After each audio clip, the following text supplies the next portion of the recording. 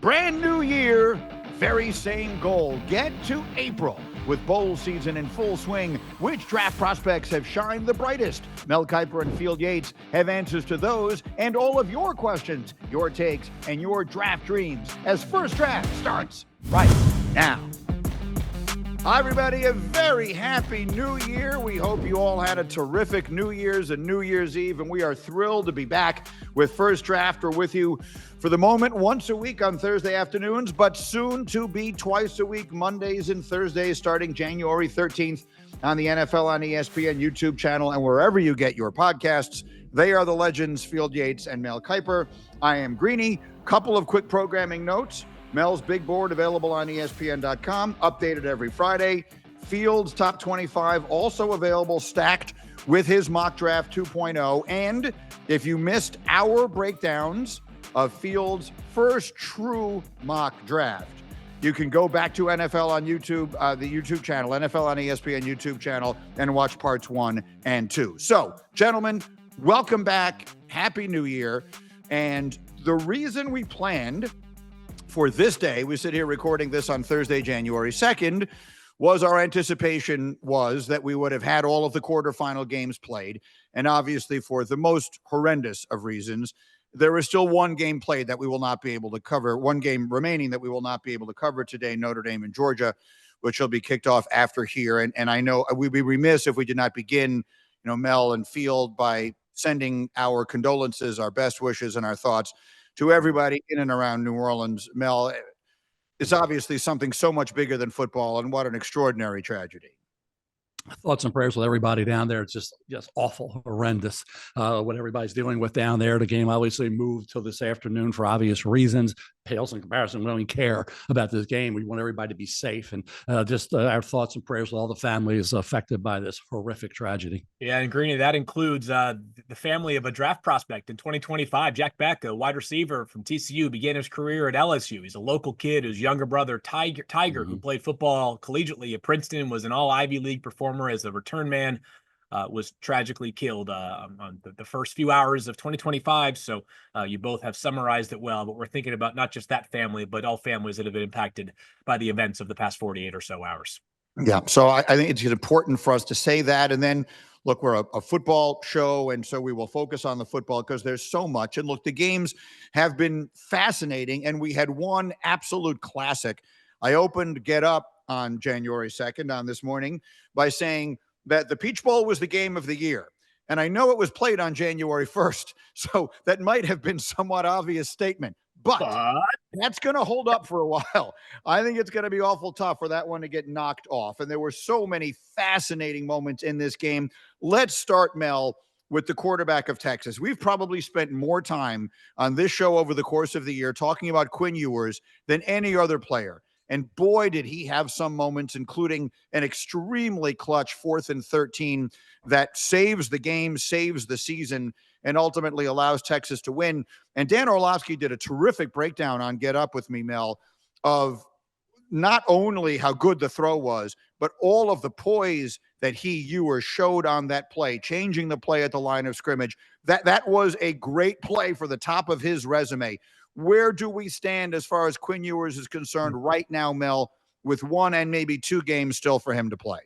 Yeah, I think people have to realize how young he still is. And people look at Quinn Ewers for whatever reason, because Arch is there and Arch Manning's going to be the guy next year. And if he transfers, obviously, to play another year of college football, it's because Texas has Arch Manning there. Even if he wins a national title, Arch is the guy, and that's understood. And it was also understood, and I said this months ago, that Sark did a great job establishing from the get-go this was Quinn Ewers' team.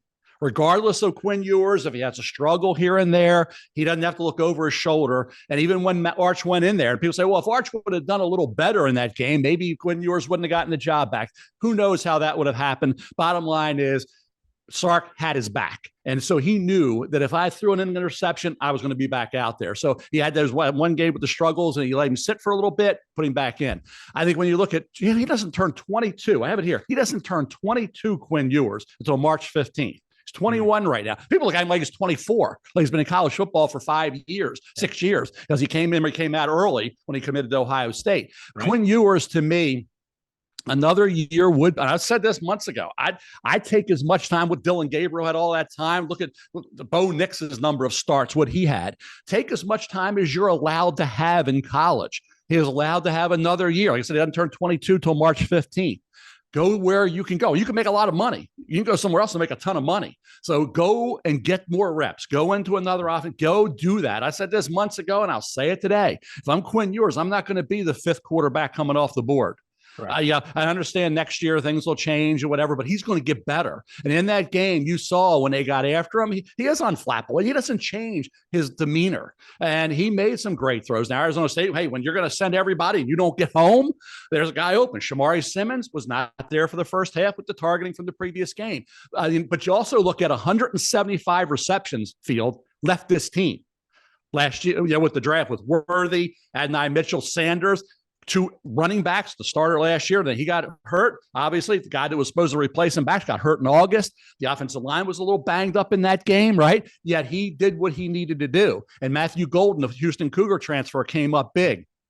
Quinn Ewers, there was too much air under some throws. A couple of balls could have been picked that weren't. Simmons had an interception in the end zone, didn't come away with it. So he was fortunate on some throws. So there's some things he needs to work on that another year, I think, Field would benefit him tremendously.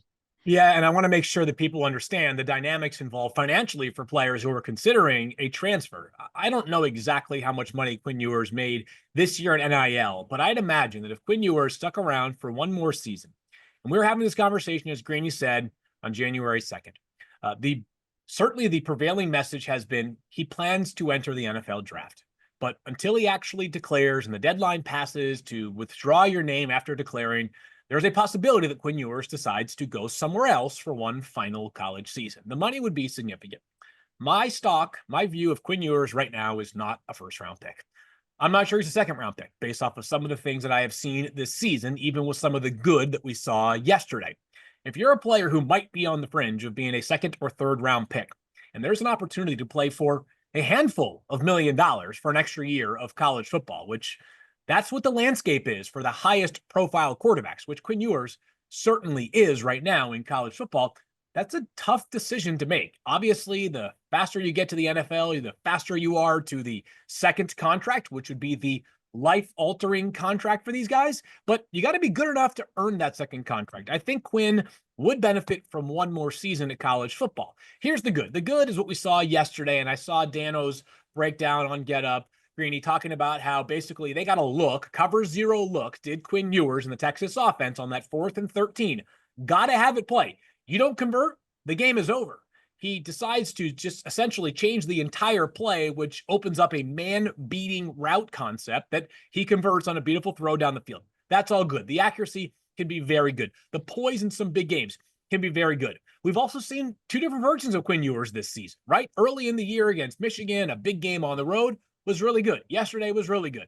The game against Georgia in the SEC championship game was not so good, right? We saw the version of Quinn Ewers that people see a little bit too frequently. As a matter of fact, both times they played against Georgia, struggling to step up into the pocket, buying himself a bit more time. The arm strength is not terrific. Some of the downfield accuracy can be inconsistent. So while I think that Quinn did a nice job yesterday, especially in some adverse circumstances late, part of the reason why the conversation about Quinn is going to continue to be ongoing until we get to the draft is because there are some traits that this season I have not seen, and I believe NFL evaluators have not yet seen to the super high level. Yeah, and keep one thing in mind, guys. He was not 100%, and he has battled through injury, and I think that's why I'd like to see him go through a year where he is feeling great. And then he can work on driving those throws, okay? There was too much air under those throws. They were under throws. But I remember a couple of years ago, it's Alabama at Tuscaloosa. He lit up Saban's defense, right? Lit up Nick's defense. When he's healthy for a full year. He missed games this year. That's why Arch came in there. Yesterday, you could see him limping a little bit. He had a couple injuries he was dealing with throughout the end of the year, right throughout the season. That's been an issue. So if he can go from start to finish healthy, and like I said, now he'll be 22. Now he's had all that game experience. Go somewhere else. To me, and you said the money. Use the NFL. What you can do now, it's ironic, guys. You can use the NFL draft as leverage. The NFL draft and the NFL is now your leverage to say, okay, whatever college I'm at, you want me to stay for another year? Cough it up.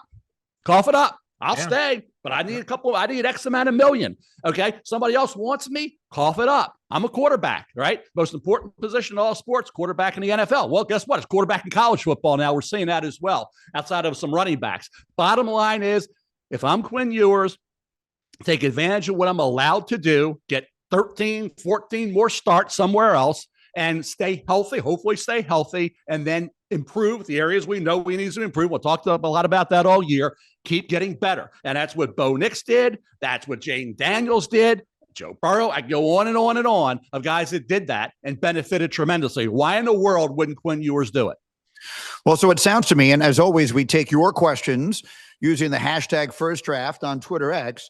And so Ed Flowers tweeted, after Sanders and Ward, and we'll get to them, who's a sleeper quarterback you could see a team targeting in the first round? It sounds to me, Field, I'll start with you, like Quinn Ewers is not that player. He's not that for me, Greeny. And I think based off my conversations with people in the NFL, they'd be surprised if that's where he ends up as well right now. It takes just one team, the caveat that you'll hear a million times between now and the start of the draft, to make a player a first-round pick. And this is going to sound a bit probably incongruent given how he performed in his final game of this season. But when I do these sort of informal polls of people around the NFL, and I ask them, who do you think is the most likely player of the quarterbacks to be the third taken?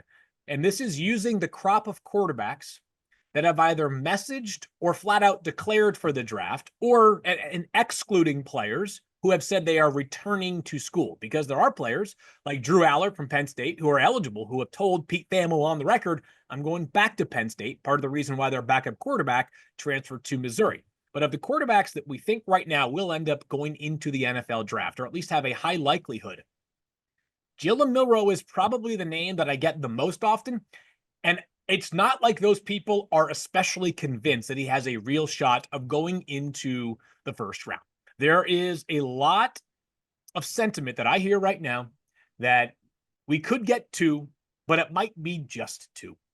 And so for Quinn, has he done everything that he could to stamp his status as to where he belongs in the NFL? No, but he has a chance to do so, because we can sit here and debate the Georgia defense versus the Ohio State defense. I think probably personally I'd give the slightest of edge to Georgia. I think they're better in the secondary than Ohio State is, other than Caleb Downs. Their two safeties are excellent, but the cornerback room in Georgia is so good too. But if Quinn Ewers does to Ohio State what he has done at times this season, then I think the conversation ramps up a little bit. But based off right now, I don't see a guaranteed third quarterback going in the first round of the NFL draft. That's a sentiment that has shifted for me from the beginning of the season. Yeah, and Jalen Milroe needs another year. I mean, let's face it. You got to get another year. You got to work on the things that we've seen, create that question mark that Jalen Milroe. We said at one point, remember, to get after the game early in the year, he's next Lamar Jackson.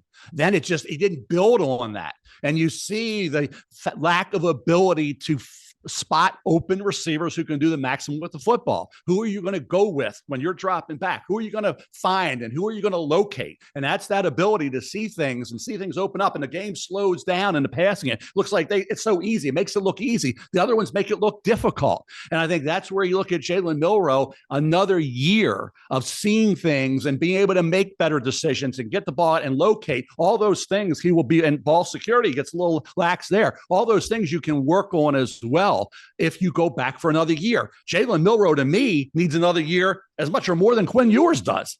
So to me, I don't know why they wouldn't just go. Drew Aller, 20 years old, he went back. We kept urging him to go back. He did. Jackson Dart's only 21, right? He doesn't turn 22 till May. I want to see him tonight. Jackson Dart's a guy who's intriguing. We saw the meltdown against Florida late in that game, but Jackson Dart does a lot of good things too. Will it translate to the NFL? He's a guy we have to study and we have to figure out between now and late April, but he's a guy in that mix that's intriguing, but certainly he's coming out. But Milroe and Ewers, go back and play as much college football as you possibly can. That'd be my recommendation as well, Greeny. It's not my decision to make for these players, obviously, but I do think there is enough financial upside for these guys that you're not missing out on some. This dynamic has totally changed, right? I get it. There are players in the past who may have taken that extra developmental year, but it might have come at the cost of getting a check that could have been, seven figures to be in the NFL. My evaluation of Quinn Ewers right now, and Jalen Milroe, I believe, is a harder player to pinpoint, because the best version of Jalen Milroe is exceptionally difficult to defend. The problem for Jalen Milroe, the floor, is what we saw at the beginning of the Michigan game a couple of days ago, which, yes, the weather was a huge problem, but it was a turnover machine who couldn't hit the broadside of the barn as a thrower. That being said, if they asked me my advice to each would be buy yourself a little bit more time and maybe a nice car with that money you'd be getting, because you're going to get a lot of it to stay in college. Okay, so then let's go, staying in that game, to the player that I think everyone in America fell in love with watching Arizona State play in that game. And of course, we're talking about Cam Skattebo, who, if you add up his rushing, receiving, and passing yards, accounted for 284 yards in that game against Texas. And for people who didn't watch a lot of Arizona State football this year, and I will fully acknowledge that I'm one of those people, how could you not fall in love with them? So we have a question here from Raider Nation for something. Mel, do you see Skattebo as a late second or early third round pick? Potentially, yes. Now, I think you didn't. It's really, people say, well, and I had other people calling me saying, he was contained this year. He says nobody stopped me. He was contained, right? And there were games where you look at the stats and you see numbers where he was contained. I'll give them to you. Texas State, 24 carries, 62 yards. Texas Tech, 18 carries, 60 yards. Cincinnati, 17 for 75. Kansas State, 25 for 70. So he's just a natural playmaker who, like I say, will not be denied. So I looked at Toby Gerhart. Remember him at Stanford, who was a runner-up for the Heisman back in 2010, was a second-round pick of the Minnesota Vikings. Okay, didn't have a great NFL career, but it was a second-round pick coming out of Stanford. And I thought, hey, John Riggins, that's what you saw him bowling over people. He was exactly that same kind of runner. The thing is, when people say, will it translate? Does he have enough ability to make defenders miss? Okay, the holes, the running lanes aren't the same in the NFL they are in college. You have to be able to do that. Catching the ball out of backfield, blocking, all key elements to being a running back in the NFL. Is there enough of that? But certainly when you talk about Greeny, second, third round, as I say, I believe Gerhart was like the 51st player taken, somewhere in that second round area. So can Skattebo, we said this, 35 running backs I have a draftable grade on. So he was one of those guys that was in that mix. Kalmanan guy at Rutgers. We can go on and on. To get 10 and to stop at 10 and not have the 21st guy who has a similar grade to the 10th guy, that's the way the running back spot is. Is Skattebo right now one of the top 10 running backs? I'm going to have it up tomorrow. Yeah, he is. Where does he fall in that top 10? Check it out tomorrow on ESPN.com. He will be in there. Third round grade, to answer your question, Greeny, very, very possible for Skattebo. And it just isn't based on the one game. It's based on what he did at Sacramento State. And then he jumped to this next level and he did it. Can his style translate to success in the NFL? That's why instead of being a first, second round pick, maybe he's a third round pick. Yeah, not to make this about statistics, because I don't think that's the sort of the spirit of this show. It's a scouting evaluation. But Cam is the first player with at least 1,000 rushing yards, at least 1,500 rushing yards and 500 or more receiving yards in the same season since Christian McCaffrey did it all the way back in 2015. That's the only FBS running back to have done it in the past 10 years besides Cam. On top of that, we've been talking about his versatility. He had 3 games with at least 99 receiving yards this season, one of which was yesterday against Texas. He had 8 punts for Arizona State last year, not punt returns. He punted the ball 8 times for Arizona State back in 2023. That's how much versatility this player brings to the table. I said this to Greeny before we got going on the show, but I will reiterate it. I think at times we overvalue a hand stopwatch of the 40-yard dash for a player. But that's the reality for Cam Skattebo, is that if he runs a 4.48, he probably goes in the first 3 rounds. Maybe even like towards the top of the 3rd round. If he doesn't, and if it's more like 4.57, then he might go somewhere early in day 3. That is my opinion of him. I see the player comp of James Conner, Arizona Cardinals right now. Elite contact balance, incredible strength. His ability to torque his body through small crevices, despite being a bigger guy, is so impressive. On top of the versatility, the toughness. Obviously, he left it all out on the field yesterday. The just football conditioning impressed me. I mean, the guy was carrying the team on his back and never seemed to slow down when it mattered most in a double overtime game. All of those things really impressed me about Cam Skattebo. Wouldn't surprise me if he goes somewhere between rounds 3 and round 4. The depth of this running back class is obviously going to play a key role in that as well. So that was a thrilling game in every conceivable way. The Rose Bowl was very one-sided. Ohio State outstanding. We had 2 interesting players in that one. I'll just mention Emeka Egbuka, which is both Mel and Fields' number 4 rated receiver prospect. Yeah. He had 5 catches, 72 yards, and a touchdown. Senior linebacker Cody Simon had 11 Mr. Clutch recently and 2 sacks. But I want to ask one more question about that team.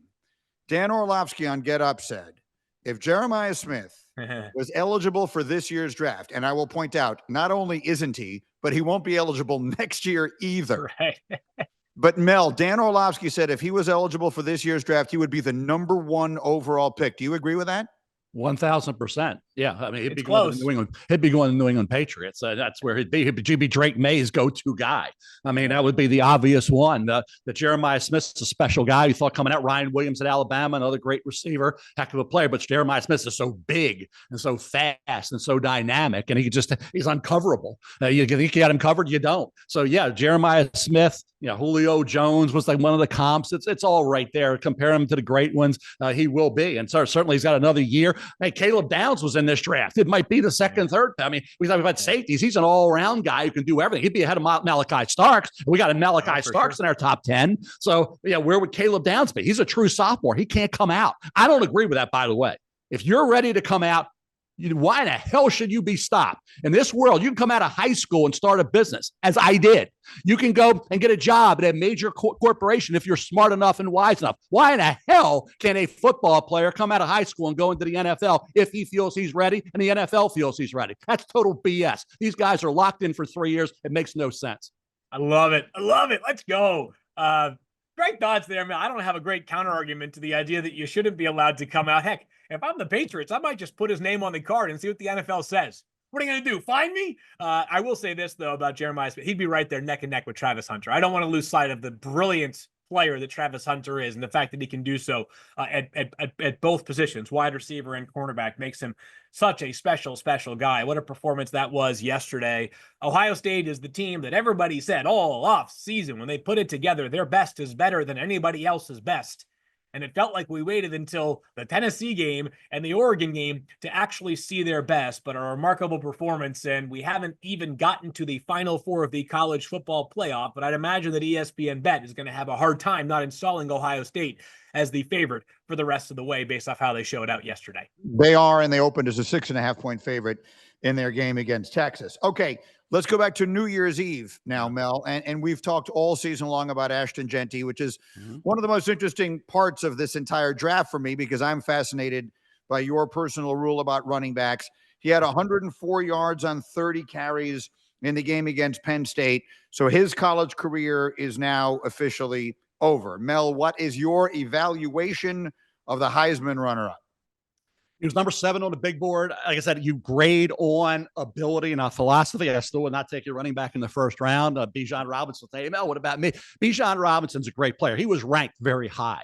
Okay, so it wasn't the rankings with Jeanty, Bijan, Leonard Fournette, Christian McCaffrey, list goes on and on. They were way up there, and he's going to be way up there. And he says, what about this game? What about Penn State? What about Penn State knew who they had to stop? This is a team that had a guy who was elite, and they knew that. Is there a first-round offensive lineman at Boise State? Is there a first-round receiver? Is the quarterback a high pick? No, it's Ashton Jeanty, and Penn State's got studs on every line of defense, up front, linebacker, and secondary. And they knew Tom Allen did going in, hey, this is the guy. This is the guy we got to stop. You can't run through a brick wall. That's the last time I checked. You can't do it. I don't care who you are. Take Eric Dickerson, Barry Sanders. You're not running if there's no room to run. Bijan Robinson in 2022 played against Alabama. I think in that game, Ewers got a little banged up. He only had, I believe, 21 carries, 57 yards. I think that's a 2.7 average. Bijan Robinson was contained. Now, he did have 3 catches for 73 yards. Ashton Jeanty had some catches in this game, right? But he only averaged 2.7 against Alabama. It wasn't like Bijan Robinson ran wild against Alabama's defense. Nick Saban knew what he needed to do when the quarterback was banged up. Stop him. That's what they did. Stop Jeanty. He still had over 100 yards. Now, he averaged 3.5 a carry. Yeah, they were hard yards, and he had the fumbles. Bottom line, 1 lost. But Ashton Jeanty's going to be a top 10 to 15 player in this draft. If you need a running back and you value the position more than I do in terms of guys coming out, and I value the position It's that the great running backs guys are on their second team. So you get to that second team. Where's Derrick Henry now? Where is the great running backs in the NFL? Leonard Fournette won a Super Bowl with his second team. Okay. McCaffrey, same thing. So for me, I would wait it out a little bit, but running backs can come in and play right away. I get why they can go. I understand that. They all went high.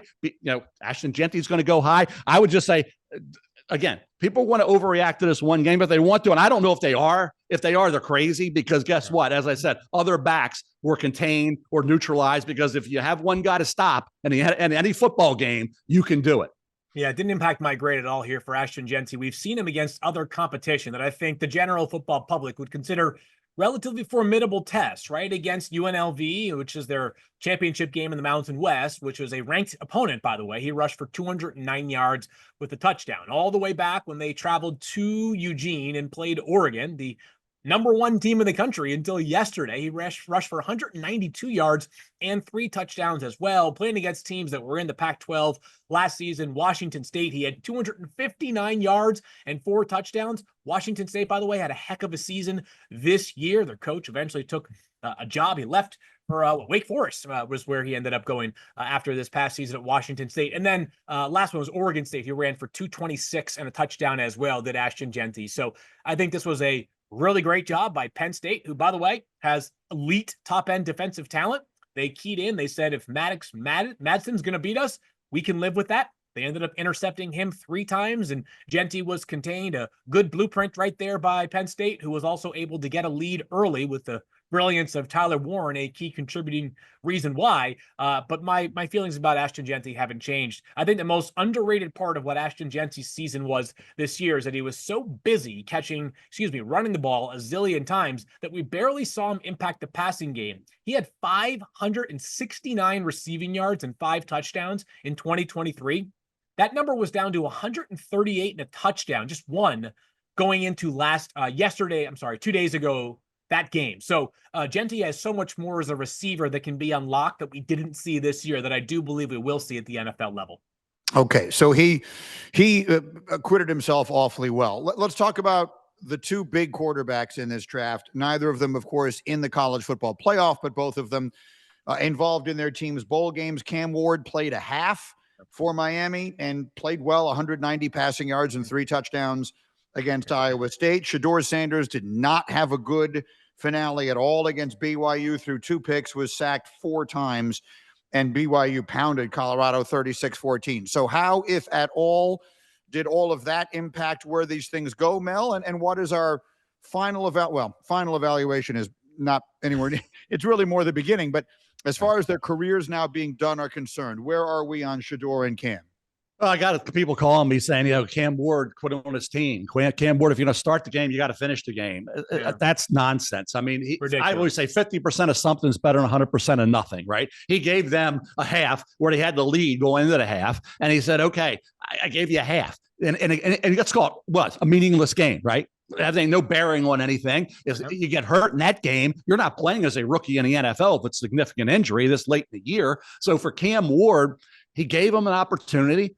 Their defense couldn't get it done. They couldn't stop anybody. Bottom line is, go get some Ed Reeds. Go get some Ray Lewises. Go get some Warren Sapp. Go get some studs on that defensive side of the ball, and then you'll win some more games. Cam Ward had a heck of a year. There's a little recklessness there. There will be times where he'll miss an open receiver, but the bottom line is his arm talent is obvious. The way he can throw with different angles, the way he can move and sense is there. He's going to be intriguing. And it's going to be that we talk about that affirmed Alydar in a lot of drafts. We've always brought that up, Greeny. It's affirmed and Alydar coming down the stretch. Is it going to be Mariota Winston? Is it going to be this one or that one? Is it going to be Manning? Is it going to be Lee? Sometimes it's been one great one, not so good. Sometimes both of them weren't necessarily great. Sometimes they were. Look what happened here when you talk about the last draft, right? We got 3 that look like they're going to be franchise quarterbacks. They're going to go high. Now, people say, well, they're not graded as high. Who the hell cares? It's a positional that's positional value.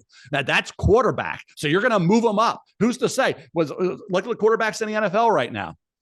Not all of them went number 1 or number 2 in the draft, and look at them. They're playing pretty doggone well. So these guys are going to go because they have to. And that's the bottom line.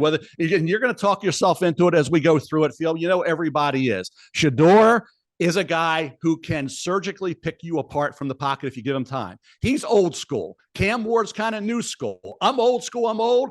I think old school is the best school. I still believe that. So Shedeur does it that way. Now, I said this week, I don't think Shedeur should have played in this game.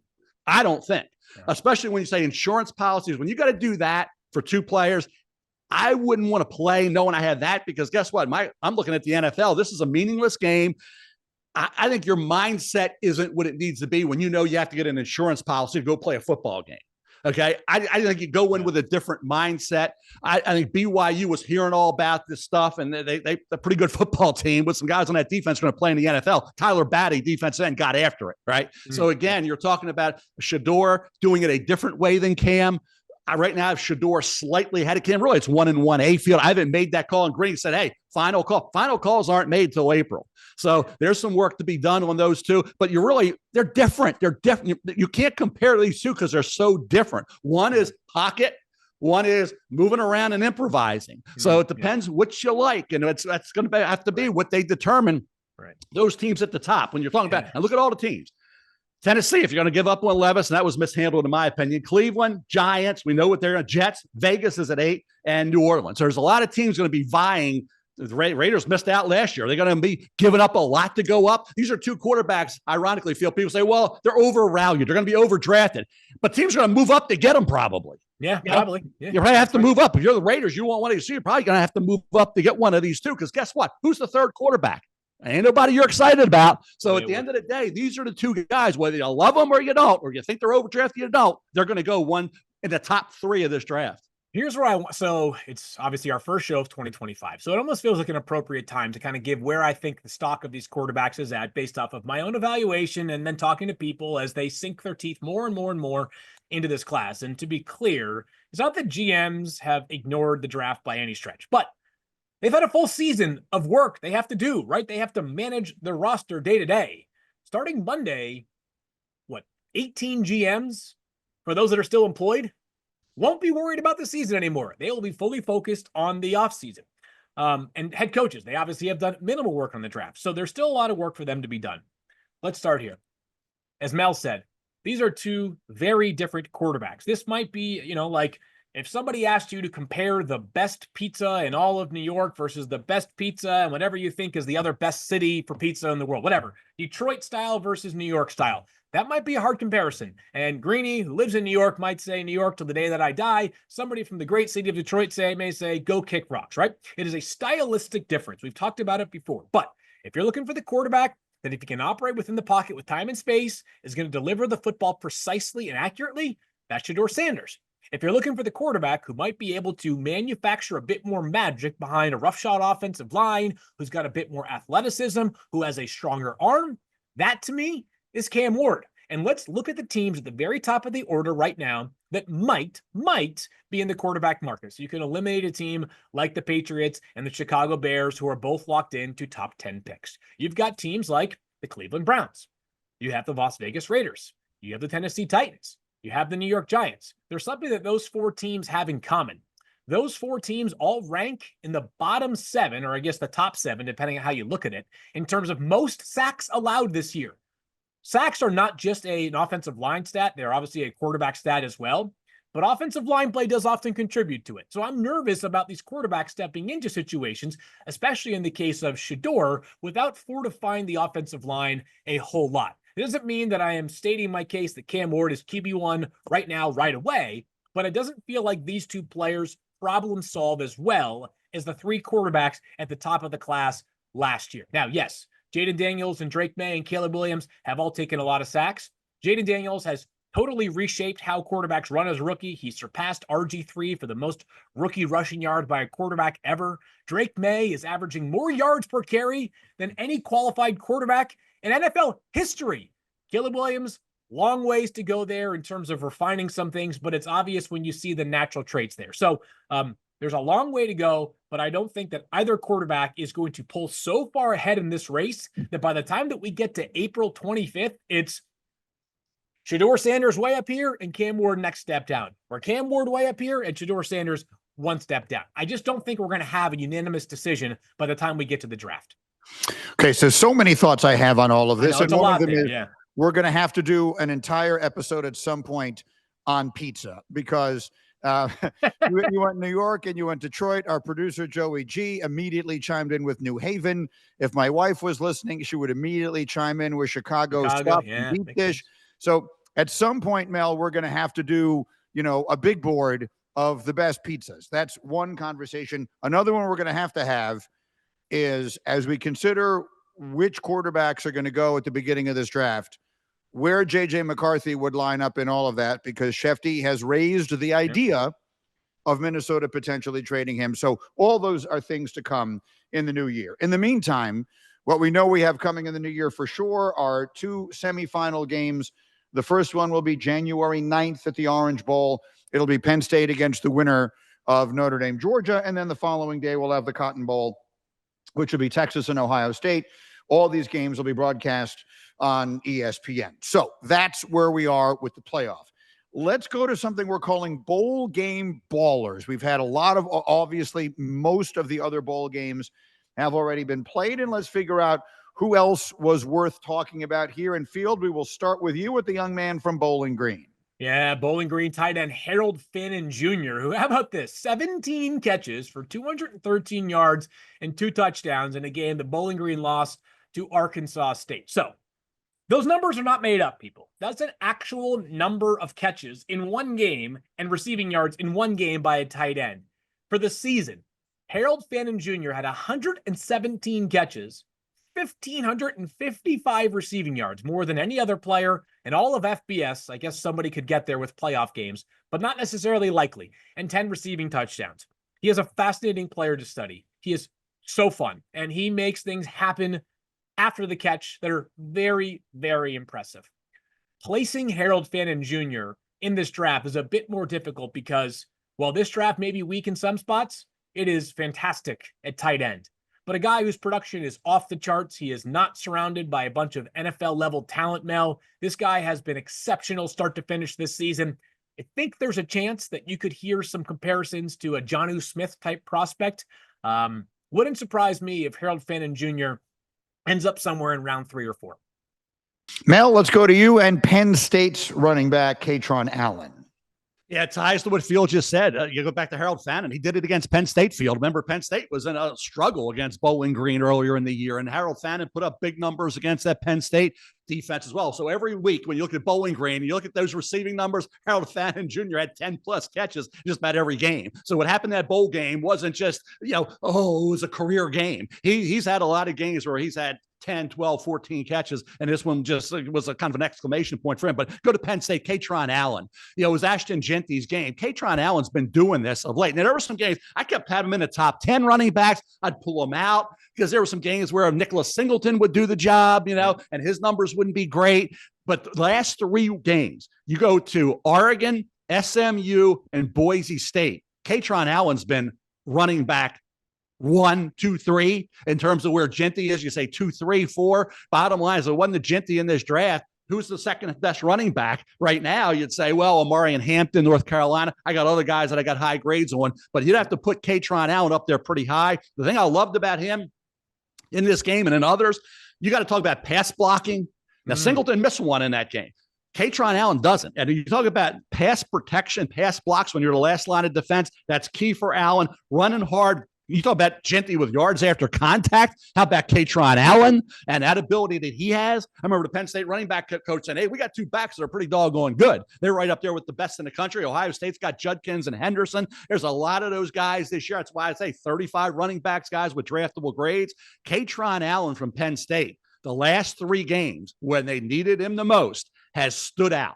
And when you talk about breaking tackles and running with an attitude and having defensive guys, like when Derrick Henry runs, they don't want to touch him. Kaytron Allen gets out there. Those safeties, those defensive backs, those corners say, the business decisions, right, are made here. So for Kaytron Allen, to me, hey, he's got it going great. We've got games to go yet. He's got momentum. Kaytron Allen is really on a heck of a roll running back from Penn State.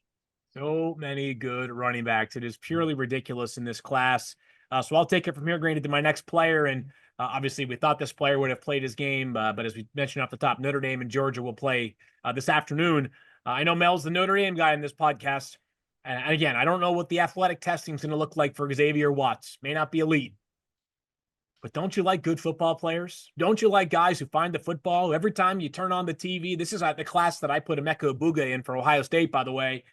I'm not sure how fast he's going to run, but every time I watch Ohio State making contested catches over the middle, doing the dirty work, moving the change, Xavier Watt, every time I watch him with Notre Dame, sticking his nose in there and run defense, intercepting the football, getting his hands on a play that if he doesn't get his hands on it would have been a big play. Clutch player, outstanding leader, great communicator in the back end of that defense. Last year, Marcus Freeman, the head coach from Notre Dame, talked about J.D. Bertrand, the linebacker who ended up going, I believe, in the 6th round to the Atlanta Falcons, and talked about how this game may not have the physical gifts, but I guarantee you nobody gets more out of their physical gifts than J.D. Bertrand or something to that effect. And Bertrand's become a heck of a player for the Falcons right away. He was a huge part of their game plan this past Sunday night against the Commanders. Wouldn't surprise me if Xavier Watts garners similar kind of love from Marcus Freeman during the pre-draft process. Again, I don't know if he's a 4-4 safety. I don't think he is. But this guy is just everywhere, every time you need him to be. A really, really solid football player who's had outstanding production, led FBS in interceptions a year ago, and is just a ball hawk. He finds his way to the football. Mel, let's talk about South Carolina State's linebacker Aaron Smith. You want to talk about a big day. 17 tackles in a bowl game against Jackson State. Yeah, he was really good. But just to finish up with Phil was saying, Greeny, about these safeties, Lathan Ranson at Ohio State, he will hit you. How great we see yesterday. He will hit you hard. And that's kind of a throwback to the days when those safeties had to be that kind of guy. Watts does as well. Andrew Makuba for Texas was all over the field, formerly at Clemson, making plays. But for South Carolina State, Greeny and Field, Aaron Smith's been a guy we've been watching because he put up the numbers. Well, last year he had sacks, he had tackles for loss, he did everything. About this year, he's got 42 more tackles than their number 2 guy at South Carolina State. In this game, 17 tackles, 12 were solos against Jackson State in the Celebration Bowl. What impressed me was he slips blocks, he stays on his feet, he locates the ball carrier, and he will break down and make that tackle. This guy, active, very good speed to the football. He's complete. He's not that big, so you think off ball, outside, they move him around, they bounce him around. He's about 6'2", 225.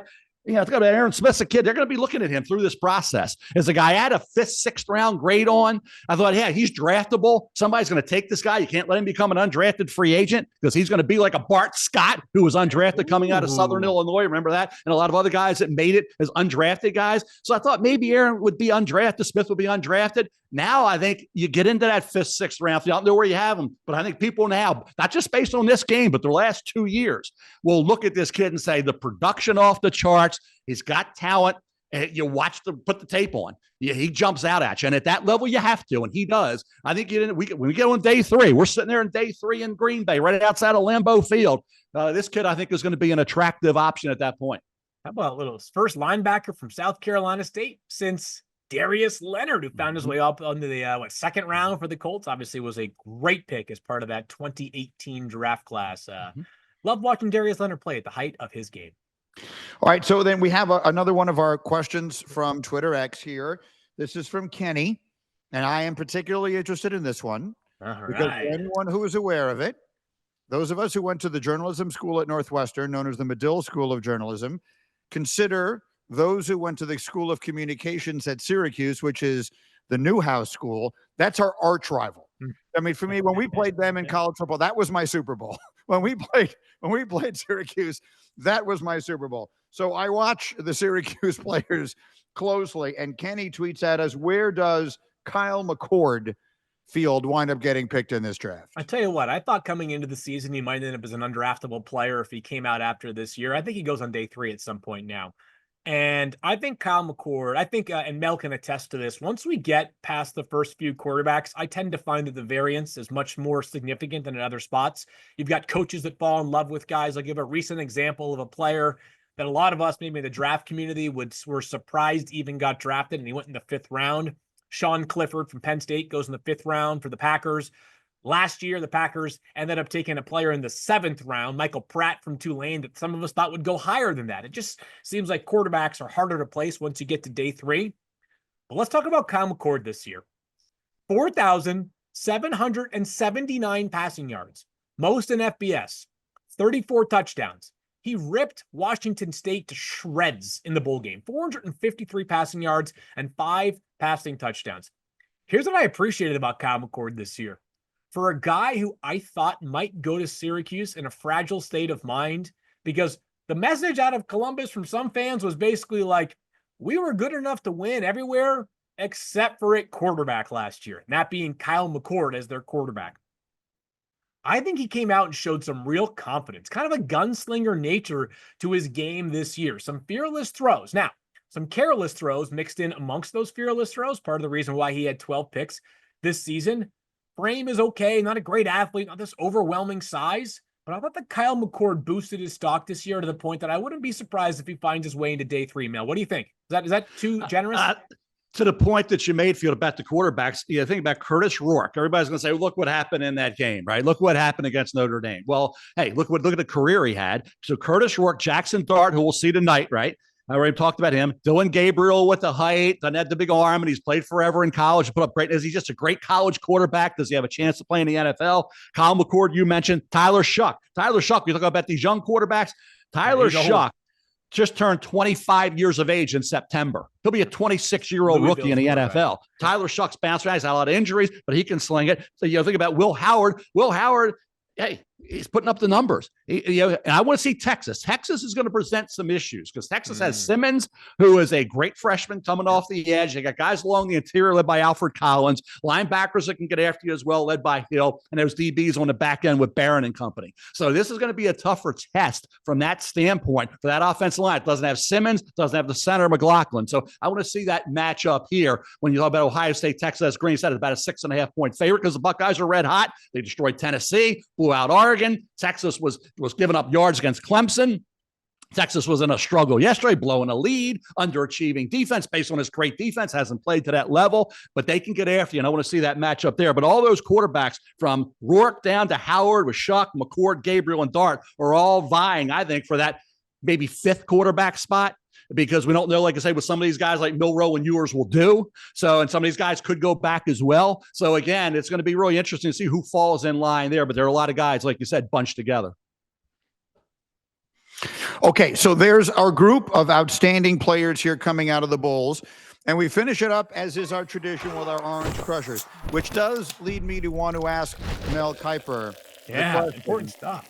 How many Orange Crushes were consumed to ring in the new year of 2025? Well, during the holiday season, we'll say an over-under of 2 touchdowns. Over-under of 2 touchdowns. And you guys can say, what do you want to go over and under on that? Over. All right. Okay, you may have a winner there. Ding, ding. But in terms of as many as during the summer, but summer goes way, way above that because it's like 4 months, right? Yeah, right. When summer begin for us? May. And we get back here in August. We're doing this. There's a lot of time there. But my Orange Crusher is a guy up front. We talk about a lot of guys play. We talk about quarterbacks. Go play as much as you can. Yeah. Defensive lineman, defensive tackle plays, 6 years? And at Nebraska, it's been there since 2019. Injury, the COVID year didn't count. Yeah. Ty Robinson. I've been watching this guy, and people say, well, he flashes, but watch what he does. And stats aren't the way you judge defensive linemen, defensive tackles. They do that dirty work. They make things happen for the linebackers. They free up linebackers, right? They get close, but they don't get the sack. They get cut credit for a hurry, a pressure, disruptive plays. I was impressed with him. And then this year, he's become more of that guy. He looks good on the stat sheet as well. So Ty Robinson in this game against BC, and of course, according to year, he had 12.5 tackles for loss and 7 sacks, had a sack, had a couple tackles for loss, and broke up a pass. He also is that Patrick Ricard. Let's put him in the backfield and let him block and short yardage goal line, and he will go in there and he'll level you.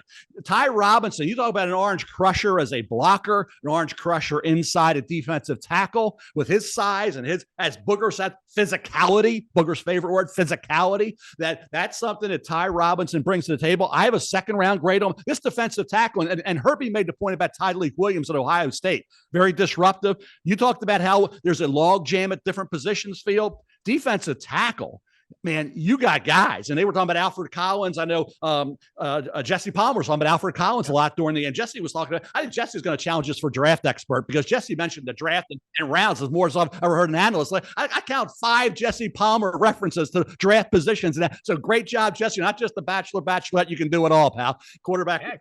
Jesse, great job as an analyst. I'm one of his biggest fans, by the way. But he is excellent.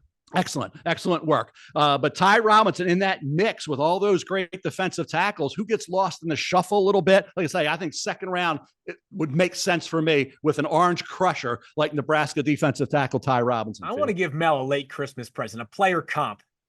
You ready for it, Mel? I know you love those comps. Huh? A little bit of Michael Brockers in Ty Robinson's game. Ooh, powerful, long, just you called him an orange crusher. As in he crushes your spirit when you try to block him, because his best snaps are just, I mean, they're unblockable. I'll give you my orange crusher this week. And it's a player that Mel scouted the father of as well. Rondé Gadsden II. Tight end now, but formerly a wide receiver at Syracuse. 4 catches, 74 yards, 2 touchdowns in their orange bowl, their bowl game. I guess they are the Syracuse Orange, not the Orange Bowl. Big day for Kyle McCord, led to a big day for Rondé Gadsden II. This guy was awesome this season.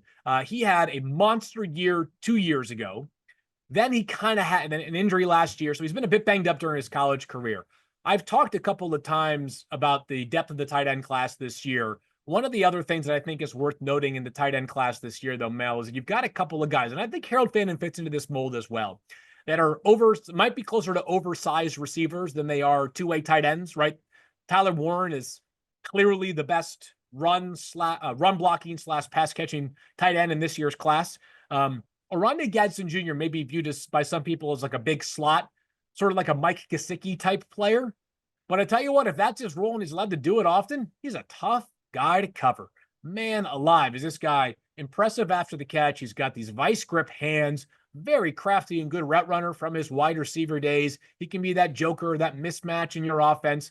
There are going to be teams. Obviously, only one can draft Tyler Warren. Only one can draft Colston Loveland, probably in the first round. If you miss out on those guys, there are some players that I do think bring good value to you somewhere between rounds 3 and 5. Yeah, somebody once called me a Field and Greeny. They used to say it was Kiper stunts, they used to say. Remember that, Kiper? It's another Kiper stunt. I heard that a lot. One of my stunts was putting H-backs in there, because it was too many tight ends. I said, well, I got to find a way to get some more names there. It used to be go do 10A, 10B, 10C, 10D, all the way down to K, right? Down to the Kiper Clunk area. Bottom line is, I found H-backs and moved tight ends. I found 10 guys there to go with the top 10 tight ends. Some of them you can be interchangeable, but guys like Eli Stowers, former quarterback, was at New Mexico State, Texas A&M, did a great job at Vanderbilt, had a nice bowl game as well. Jake Brenning's still at Clemson. That list goes on and on. Elijah Aroro at Miami, key guy for Cam Ward, in addition to the tight ends. Some of the guys didn't do as well. Oscar Delp came on late in the year for Georgia, liked him going into the year. Look what Brock Bowers has done in the NFL with the Raiders. Oscar Delp, Jurasik came in. Bottom line is, there's a lot of tight ends, H-backs. If you need one, you can get them in this draft. All right, fantastic. So that's it. We hope everyone is enjoying all of the football. We hope everyone will continue to enjoy. We still have a few more precious college games to hold on to, and then we will turn our attention fully to the draft process. That's it for this edition of First Draft. Don't forget to like and subscribe to the podcast, and then you can tune in every Monday and Thursday starting January 13th for complete draft analysis, and send your questions using the hashtag FirstDraft for a chance to have your questions answered on the program. For Mel Kiper and Field Yates, I am Greeny. Once again, a very happy new year. We'll see you next week.